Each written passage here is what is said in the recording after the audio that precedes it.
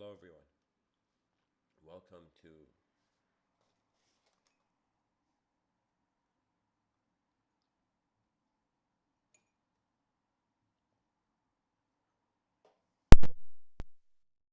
Okay, okay, I think it's louder now. Hello, everyone. Welcome to tonight's episode. The title of tonight's episode is Transformation of the Last Archetype. Last Archetype. Archetypes can be said to be patterns that influence all human beings from the collective unconscious. And Carl Jung even spoke about them to be, the counterpart to the animal instinct. In other words, I feel that the voice of conscience comes from an archetypal position. It comes from a sense of self that has held the world in a certain regard. That's what the patterns behind our eyes do. They become us, but the patterns in front of our eyes are more observable. I can look at any object externally and I have a distance from it. But when I look at the internal phenomena, the internal subjectivity, that subjectivity has been received. It's as if the hand is touching the subject. So you can say the body holds objects, the mind holds subjects. But the difference between when the body holds an object is that the body notices there's a difference. You notice the existential position, but subjects have the same same experiential position, as if there is a moment in which design comes and goes. Now, this design that comes and goes, you can see through it. So, in other words, you can say you see an object, then you see its subjective counterpart in some sense.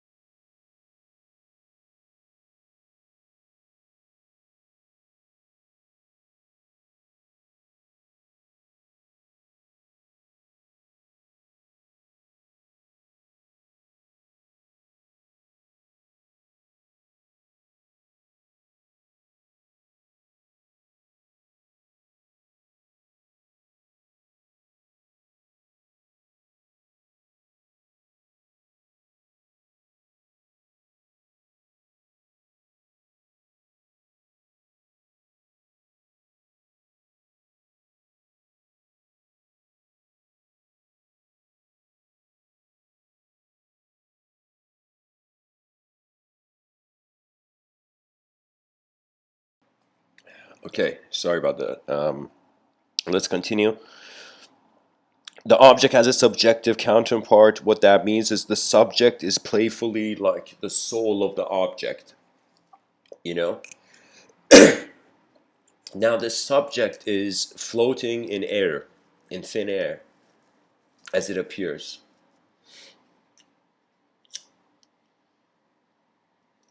So what does that mean? That means I see, for example, this computer in front of me. The concept of the computer is floating in air and it's evoked in accordance to the object being there.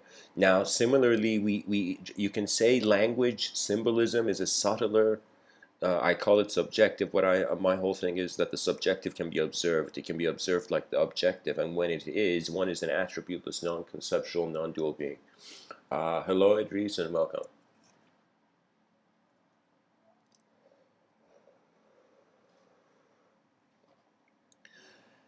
We have to attempt to look underneath the hood of the car, and in doing so, we are noticing it is not a linear kind of approach. That's the thing about evocation. That's the freedom that language has, that a world can arise out of nowhere. It takes a long time to build an objective structure, but subjective structures can be instant. Hey guys, is my voice not loud enough?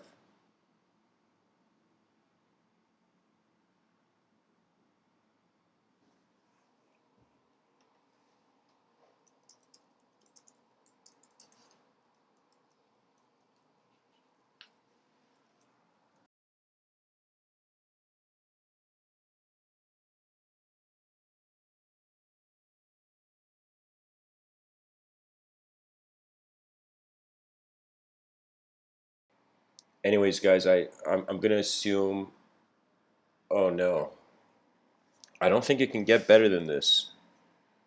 Alright, guys, I hope this is good. I can't do better than this. Then I gotta probably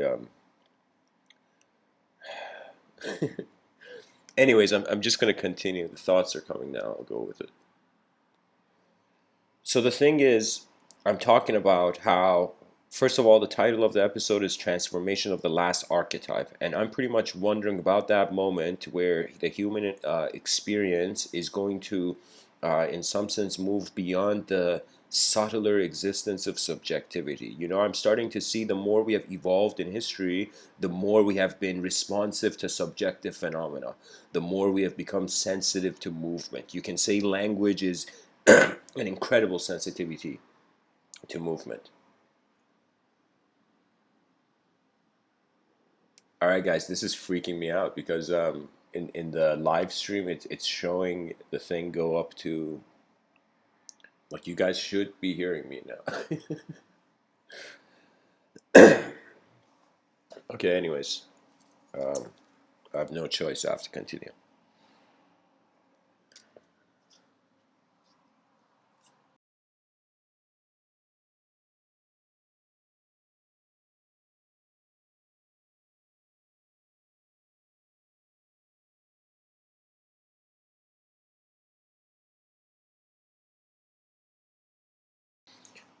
Okay, guys, if I come any closer, my face is going to touch the keyboard of my laptop. Just so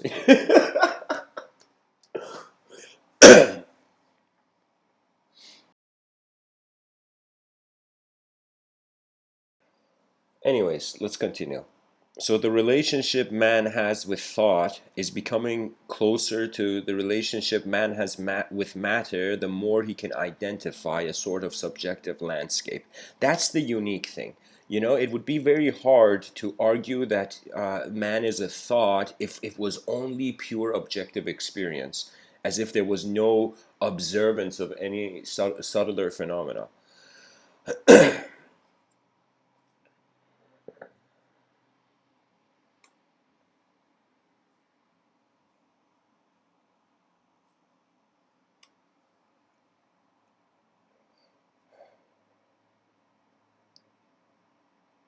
My whole emphasis is on us becoming explorers in our unknown subjective landscapes, noticing patterns of the inner environment and realizing that the value of observing what is occurring within the being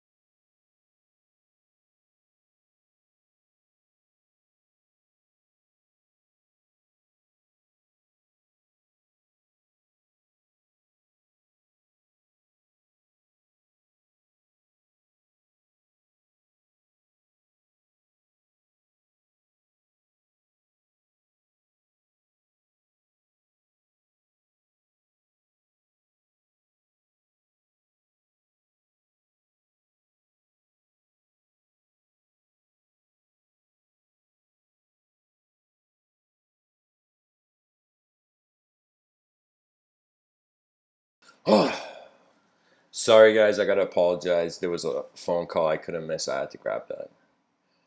Uh, okay, so just hold on, guys. Let me find the right song, and I'm gonna dive into this. There's a lot of ground to cover for this one. As soon as I find this.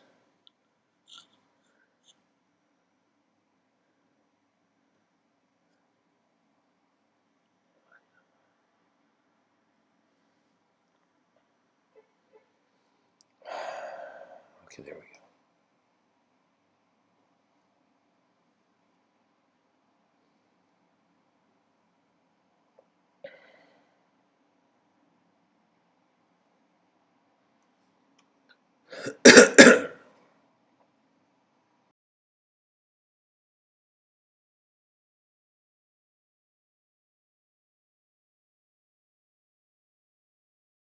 Okay.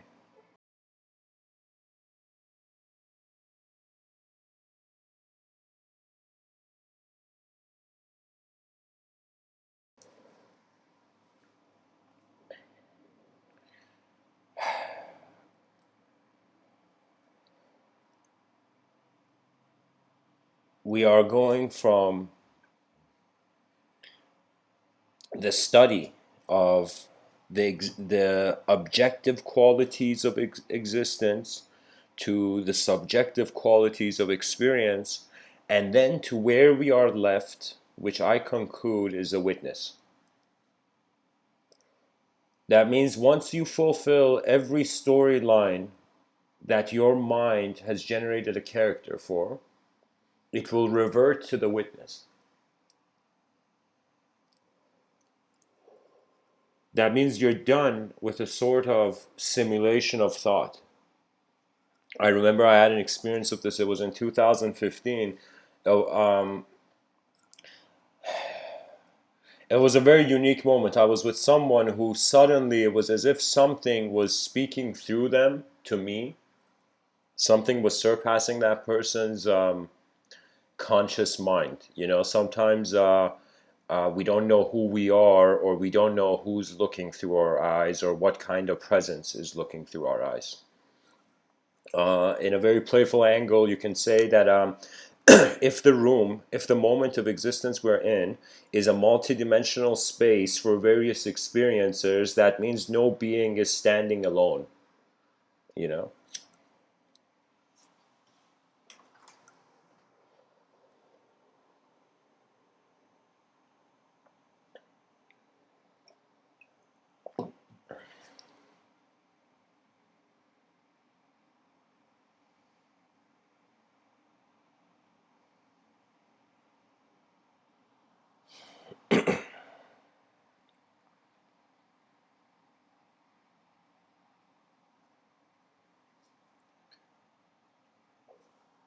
In yoga, there's something called Bhakti Yoga. It is the yoga of devotion. It is literally a sort of emotional path to clarity. And Sadhguru said it very well. He said it's like as if people who go the path of devotion, think about uh, many of the old people around in the world who have no sort of identification with the external world aside from the ideology they hold. So what I mean by that, imagine like an old person in a village of some developing country, where that person only has access to, let's say, a holy book or something like that.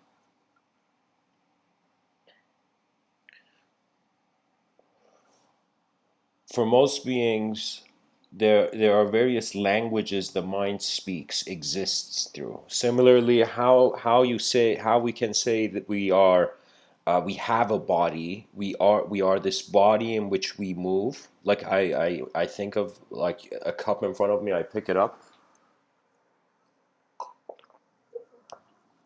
Similarly, we're noticing a subtle relationship with thought. Thought is the only thing that can change the attention of the person without the person moving. Language has divinity to it.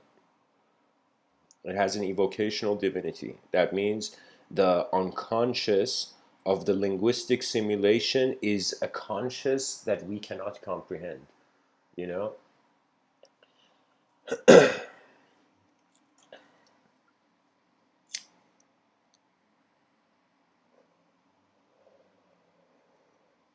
I want to share a chapter from my science fiction novel. It's called Mephisto's Denial. And my science fiction novel is set in the year 5025. It has 9 parallel realities of the Earth in it. There's communication relationships between the parallel realities.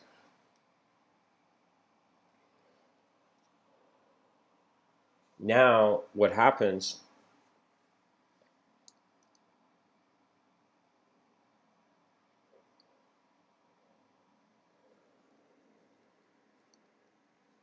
is that Mephisto is this architect. And Mephisto is one of the most popular people that is famous in other parallel dimensions too. And simply because he was this unique architect who held the secret, you know, that he made a building that was between 2 parallel realities of Earth. What that means is, in one parallel reality of Earth, you see this building go to the clouds, but when it reaches the clouds, above the clouds, it doesn't exist. And then inside a parallel reality, above these clouds, there's like the head of this kind of skyscraper. So he's an architect who's made a building between 2 parallel realities of Earth.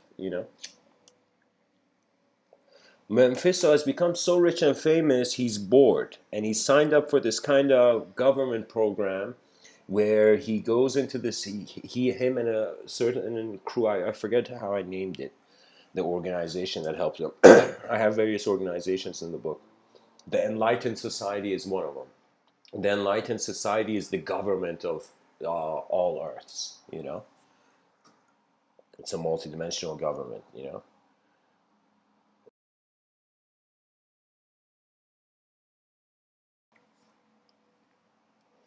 Mephisto has decided to go on to this project where, similar to how you see the movie Matrix, like they would plug something to their heads and they would kind of awaken as something else.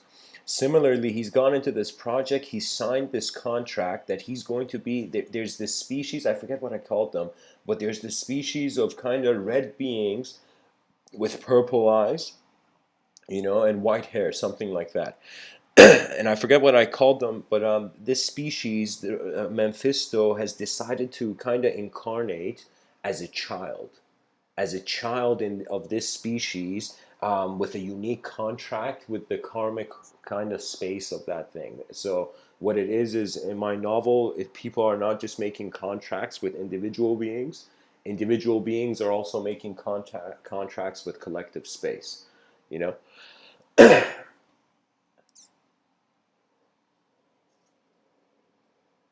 So Mephisto decides to be born, and there's something unique about this alien species is that they have telekinetic ability. They can move stuff, but they have this unique ability that they can make buildings come alive. And because Mephisto is an architect, he's like, oh my God, I want to know how I can make a building come to life, to be alive.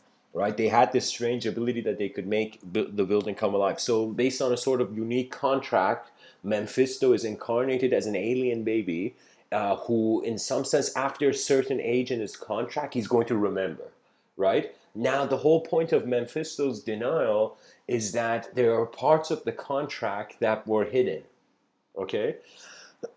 Parts of the contract that were hidden, and kind of he realizes there are some things happening uh, uh, in the blind spots of the enlightened society. So what that means is Mephisto is supposed to be the first alien in that species to make contact with human beings, even though his consciousness is a human being in a spaceship around that planet, you know, being projected there. So the whole thing about Mephisto's denial is Mephisto remembers something earlier than he has to, and he defines himself by a new archetype, right? So it's like he remembers who he is, younger than he's supposed to in his contract, in his incarnation contract.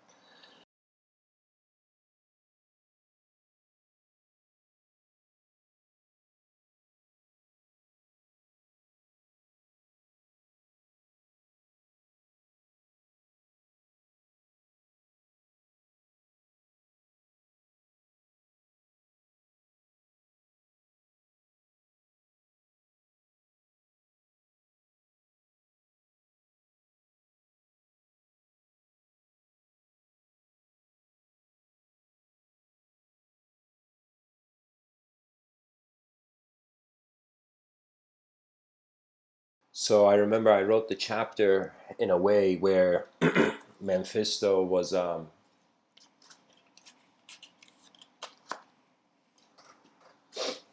Mephisto is born as an alien baby, and his grandfather holds the secret knowledge of making buildings come alive, and his family is the most well known in accordance to the status of the society of that alien society to be one where it's as if telekinetic power would suggest your status. It was a civilization not based on what the being possesses externally, but the status of the being was given due to their internal ability. You know.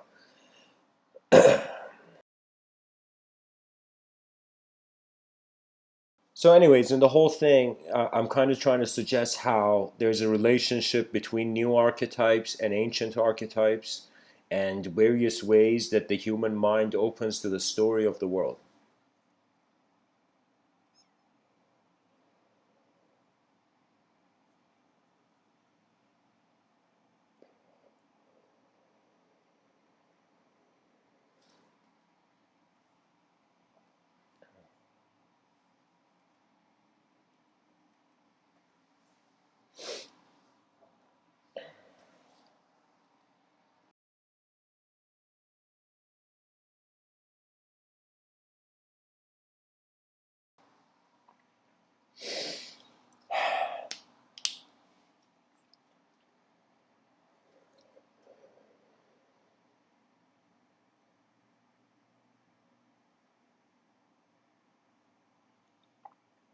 The macrocosm sculpts the microcosm. The microcosm stands as the roots of the macro. After the human being has reached a point where they are comfortable with objective phenomena, it doesn't matter how atoms are changing, they can watch that story. And then the person can also observe subjective phenomena. Then what happens? What happens to a non conceptual being? Can it even be in conception? The question comes.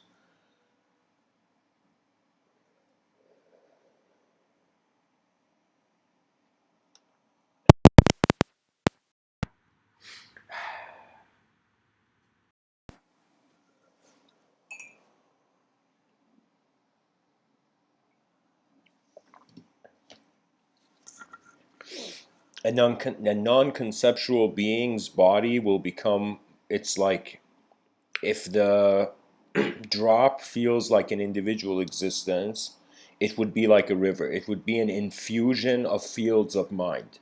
You see, something unique is happening that people don't realize. I have looked at, in nature, I have looked at, for example, insects flying together, kind of like going in their unique patterns. And at the same time, I have also seen, for example, groups of birds flying together, and in some sense, many species who have a rhythmic abidance of the same vision, as if they are different beings, but they are hearing the same tune, hearing the same song. And so I have thought about it that the development of the individual being is a collective being. That means I have looked at certain things in nature and I'm like, is it a field that's moving these creatures, or is it the creature that's moving itself? And that's why we can't just accept the chicken and we can't just accept the egg.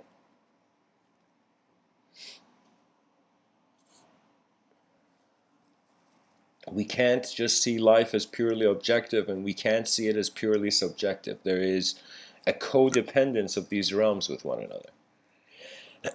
Now, what happens to a non-conceptual being, the duty of a non-conceptual being, is that I find that you play the games of this life, you play the games of objectivity, you play the games of subjectivity, and then you return to the unknown. When you return to the unknown, it is literally like the antenna has no prior reception.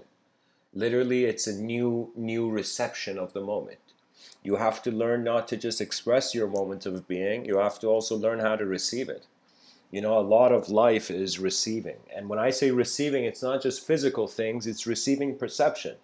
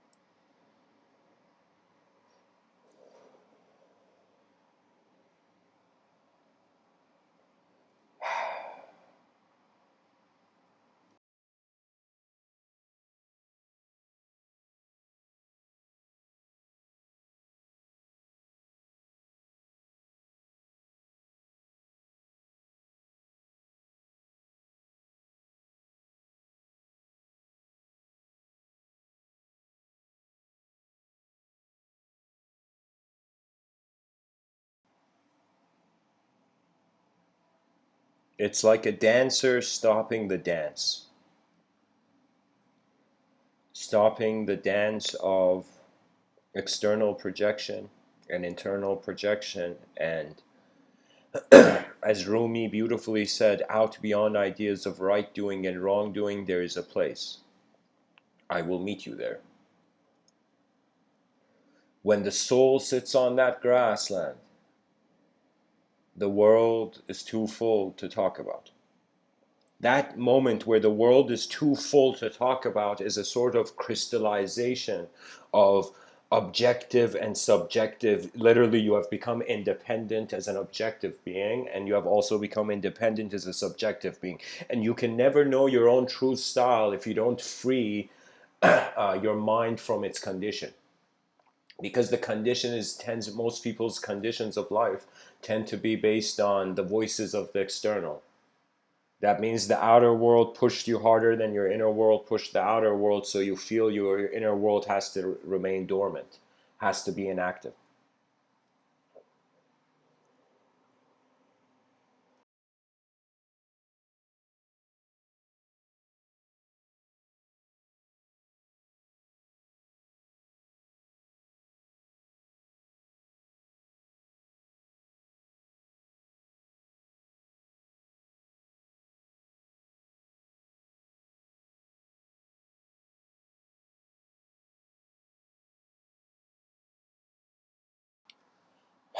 The poet Rumi also says, don't be satisfied with stories, how things have gone with others. Unfold your own myth. That's the crucial thing. To unfold your own myth means to trust the mind beyond what it displays. You see, I wondered about this. When I was younger, I felt I had this perception that everybody around me was more able than me. So, in some sense, it became about kind of pinpointing, trying to see what the other person was seeing. Kind of like how Henry David Thoreau says, it's not what you're looking at that matters, it's what you see. That means I looked at ability and I wondered, what is this being seeing? How is this being seeing? And then later on I realized that there are so many factors to why we do something that in some sense it's an infinite. You can have infinite reasoning of why an action move, as if like you do a dance move, and there's many viewpoints you can see that dance from many angles you can see it.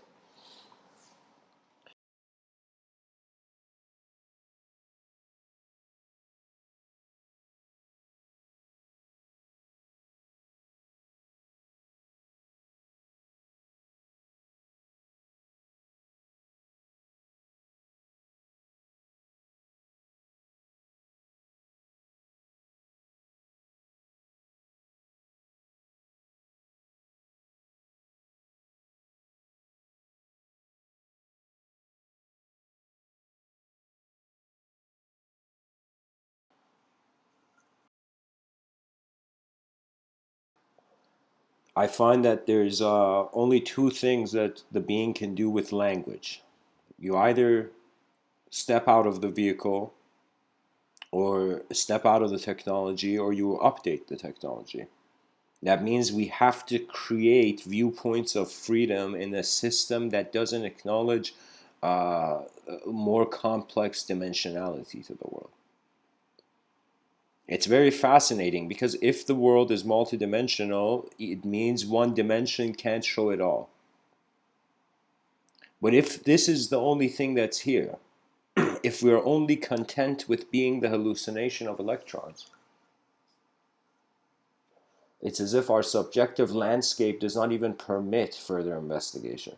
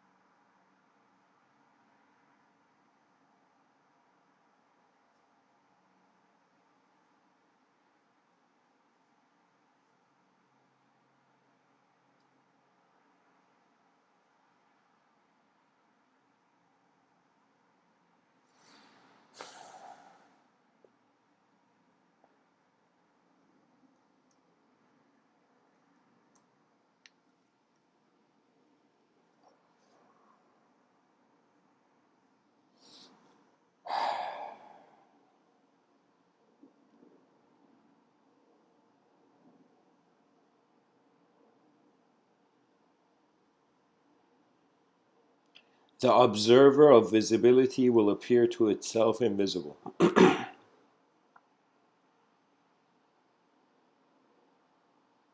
Strangely, as if invisibility is in the visible, it's observing it. When I live as a body, it's very easy to consider a divine will and laws to nature.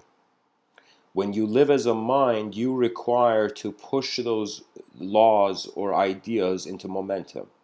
And it's, you'll see, if the intelligence, if the momentum is driven out of ego, it will only go to a level where the consequence of it is revealed. That means you will not look for something if you feel there's nothing there. That's the ego. But the thing is that the mystical mindset was actually looking for nothing in everything, and they found it in the Upanishads. The mystics found it. They said that which is the seer of sight is unseen. That which is the hearer of sound is inaudible. The mind is the light of the candle. The shadows that it makes based on the objects in the room that manifest design are, to be honest, the linguistic meaning. The linguistic simulation is the shadow of our direct experience. If our direct experience was seen as this kind of, we're this temporary candle and we have a light. Now, even Rumi in his poetry, he spoke about a candle in sunlight. Just imagine a candle in sunlight, or we get a spotlight and we just put it on a candle. The infusion of the singular light with the collective light. That means the mind in a collective field can see its story as inseparable from phenomena. But in an individual dynamic, it is too trapped in rooms of thought, in rooms of firm subjective structure. A belief, if it is not authentic, if it is not from your own mind, it will become a burden. That means it's like when the judgment of character stops, experience gives itself an existential allowance. When you start cherry picking what thought you like or what thought you want to be, you get to see how the world is generating thoughts, how we are a receiver of phenomena as much as we express it. I'm telling you, every talk I've given, I've been like you, sitting in the audience seat listening to my voice as it happens. When one realizes attention is not bound to objectivity, but objectivity is bound to attention, a new mankind shall rise. A human being that is not afraid of its humanity and is not afraid of its being. It is content with the design of the cosmos.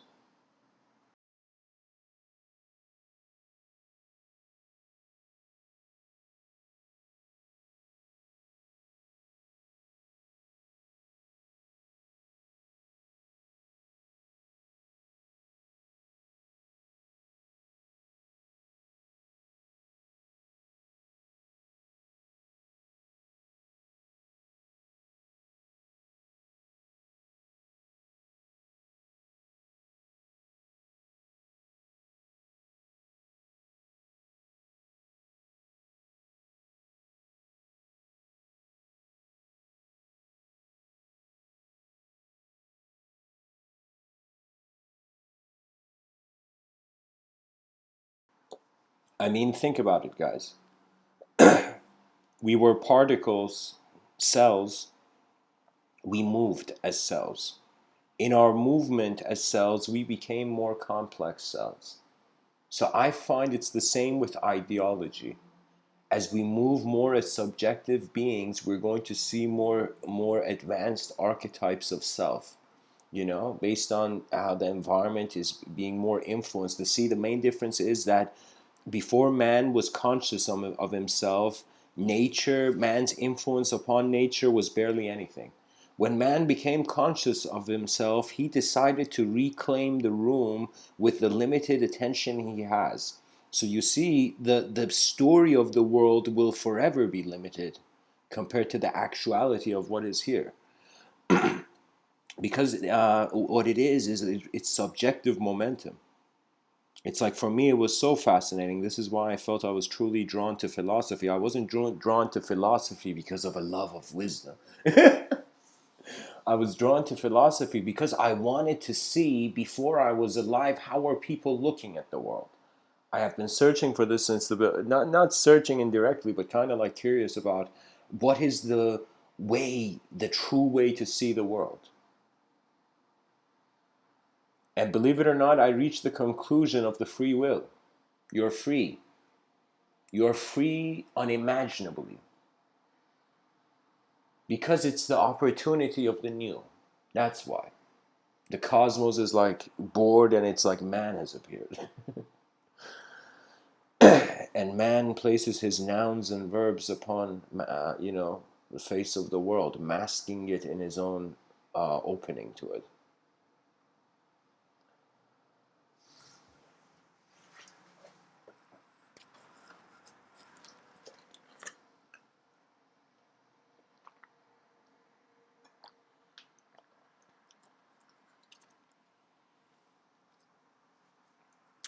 I find that Carl Jung's main endeavor with the concept of archetypes was just to keep the inner landscape alive and keep it willing to be explored. That means I want you, dear listener, to for a second think that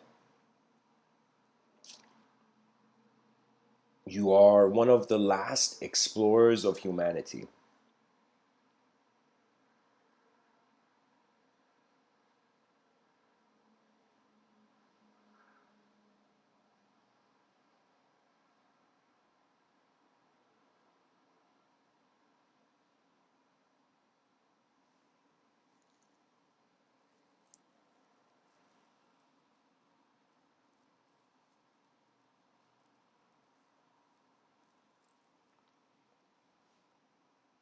when living becomes a communication between the inner and outer realm of the person, what that means is the observer is shielding itself with perception,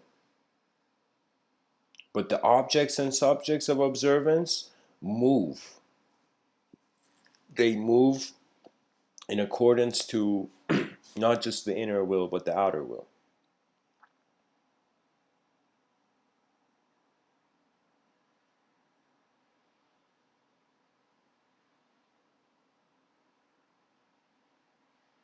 They are in the higher dimensions, if there are any, are intelligent. They are not just rooms we enter. They are rhythmic intelligence, uh, bringing back the kind of prime memory. It's another way of saying, like in the Tower of Babylon story, there was this idea that human beings were united under one language. Now, that one language could be a collective memory. That means I'm saying that one language human beings were united under was the access to a sort of planetary archetype. It was a sort of something that once every person saw, they had the same response.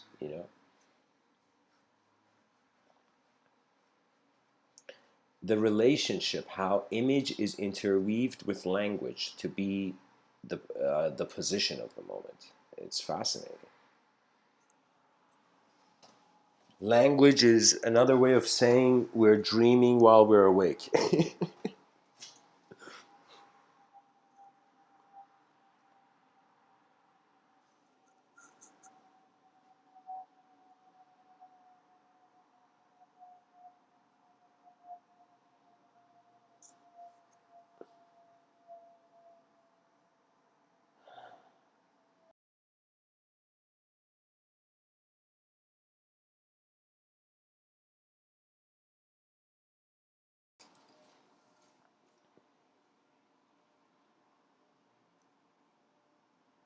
Now, it doesn't matter if the person receives thought, receives image, or creates image from scratch. What comes also goes. And so life becomes a performance of engagement with various intensities of opportunities. Because you look at the person's life from an aerial view, imagine we're a dove flying in the air, an eagle flying in the air, and we're looking at the human life. And it's a series of journeys, and in each journey, in accordance to how the external environment influences the inner environment, there is personalization of the person, of the being. That means you are different people if you walk in different rooms.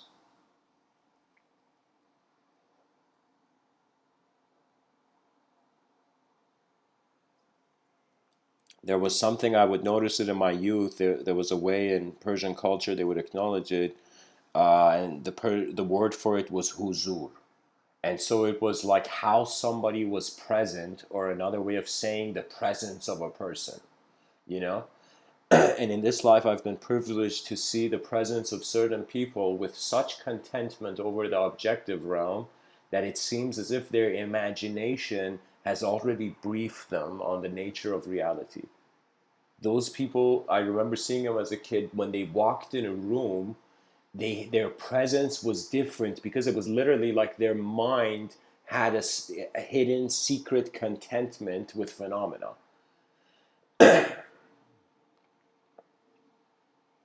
And I remember those people would walk in the room, it was as if it was their moment. History is pretty cool, to be honest. When you care for the spotlight of history, then I find it finds you. When you realize the mass development, how every life mattered, and so many lives led to so many contributions which were never seen. Do you know? I call these the heroes of history that never saw the light of day. You know, you are contributing either to the mind of the species or to the body of the species. if you want to contribute to the body of the species, you have to find ways to return the attention of the human being to its natural environment. That's pretty much the objective task. We shouldn't forget nature too soon, and we shouldn't reach a point where trees are in history books. So that's the main objective concern. In regards to the mind has to have access to internal space. So one part of it is kind of like you see people in a traffic jam stuck in their vehicle of thought, which has become a cog in a sort of broken system. One way is to say you're not stuck in that car, you're not stuck in how your thoughts appear to you in a moment of being. At the same time, there is also a need to shift the attention to a new space. Think about it. I mean, like Albert Einstein even said this: you cannot solve a problem with the same level of consciousness that created it. So what does that mean? That means something new. Something new has to be seen. This is why the attempt that it's like the new attempt is greater than the failure. It opens a new dimension of experience for me. I remember having this talk called "Failure is Feedback."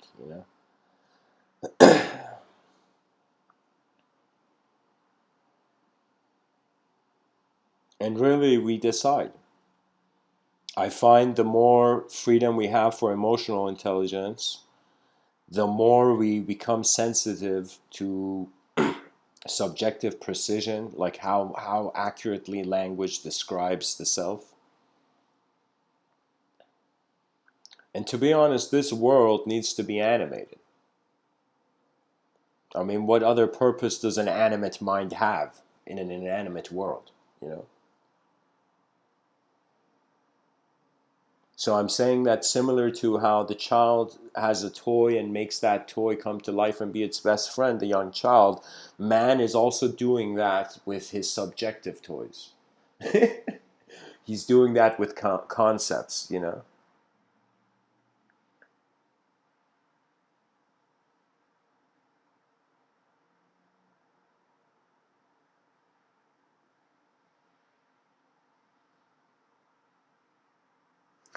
So anyways, guys, if there's any comments or questions, you may share it now. I'm going to tell a story before I end off. And it's the story...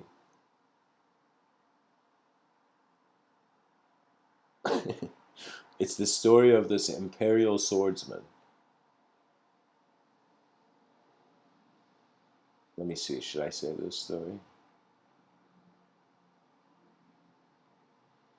Here, I'll say a different imperial swordsman story.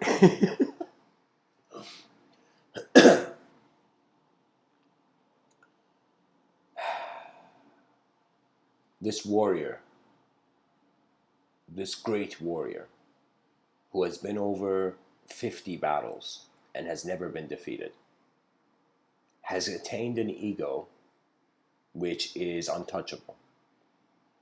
Too much victory makes you into a mountain, makes you into stone, makes your ego into stone, makes you feel it's unbreakable. So this warrior who has been undefeated and he's killed thousands, he's reached a moment in his life where he is now wondering, where are all these people I have killed in battle going? And so he's wondering about the unknown, the heaven. He's wondering about heaven. And so he tells his assistant, he says, find me a man who knows what heaven is. And the assistant runs into the village, or the town. And eventually comes back with a direction. And tells the sage that there's this mountain, and on top of this mountain there's a cottage, and there is a sage who has seen the other side. And so this imperial swordsman goes on this journey, and he finds himself suddenly reaching the door of this cottage that is above on the mountains, above the clouds. And he marches through. He marches through like a transformer juggernaut robot, kind of like pushing the door in. And he goes up and he sees the sage is drinking tea with his disciples or whatever, with his crew.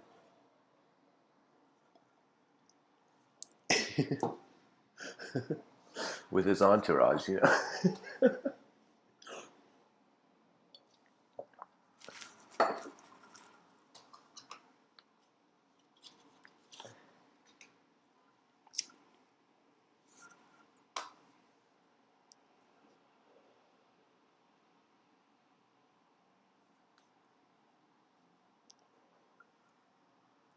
The Imperial warrior goes in and comes up to the sage and doesn't care for anything, as if he is superior to the moment. And he looks at the sage and he says, "Sage, tell me now, what is heaven and hell?" And he says it as if he's commanding a soldier on a battlefield, like ruthless intensity.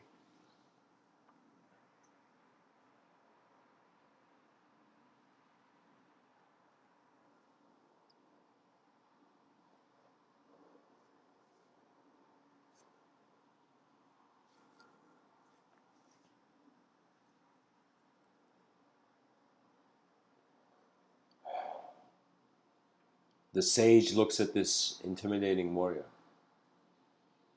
and he takes a sip from his cup of tea, and he looks at him and he says, "You are too much of a goon. You're too foolish, arrogant, and animalistically bewildered for me to tell you." And he insults the warrior, and all the disciples are like, "Holy shit, do you see the two swords this dude has?"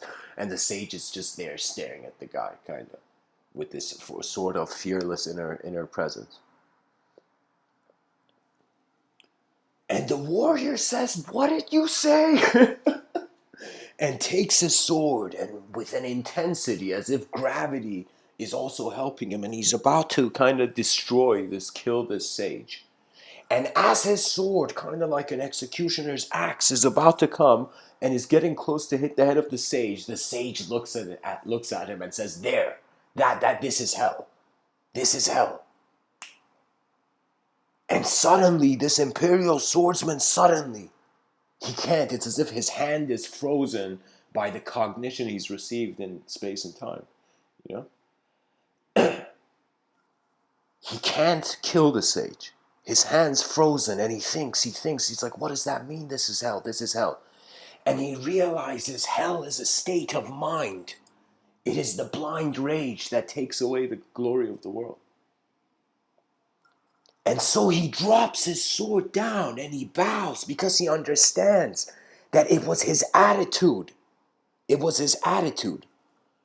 And right when he bows and all the disciples are like, "Holy shit," you know, the sage looks at him and says, "There, this is heaven.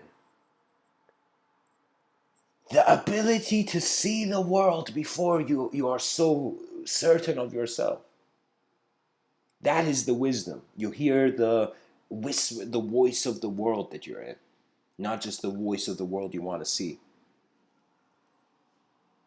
Those are the advanced communicators and pilots of consciousness I'm talking about. Those human beings that hear. They hear the heartbeat of the species. It's as if it's like, whether we like it or not, there's a 4 billion-year-old science project here that requires to be attended to. And the system is so inefficient that people have valued personal gain over the impersonal collective vision. It's as if we have forgotten about our ancestor, which was this vision that humanity continues. You know, it's like certain times, yeah, I get it. It may sound too lovey-dovey, you know, that we have to kind of live for the civilization. But I'm kind of looking at it from a very kind of clear, kind of intense perspective. That it's something here that needs to be attended to, that the narrative, this collective narrative, where it requires the human being to become comfortable with the last archetype of their inner realm.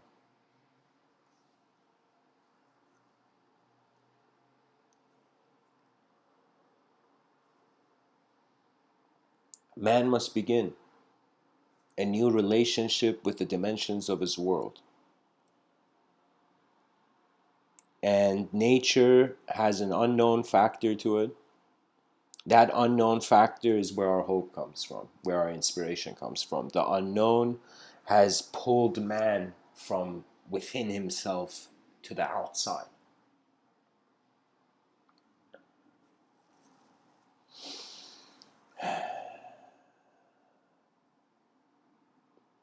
And if heaven and hell are states of mind, guess what other subjective realm is a state of mind? There will come a time where Sri Ramana Maharshi says all that is learnt must be forgotten. This is why I say be playful with language.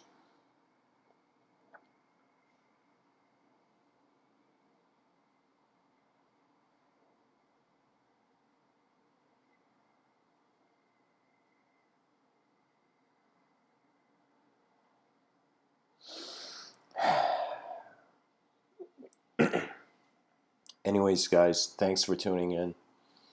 This is it for tonight's episode. I'll end off with a quote from Carl Jung. Unless you make the unconscious conscious, it will direct your life and you will call it fate.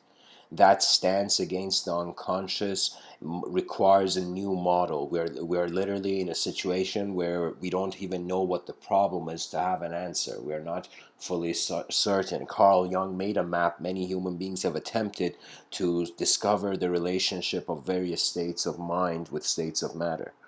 You know, we are at a point where everybody needs to start journaling their inner realms. You know. Anyways.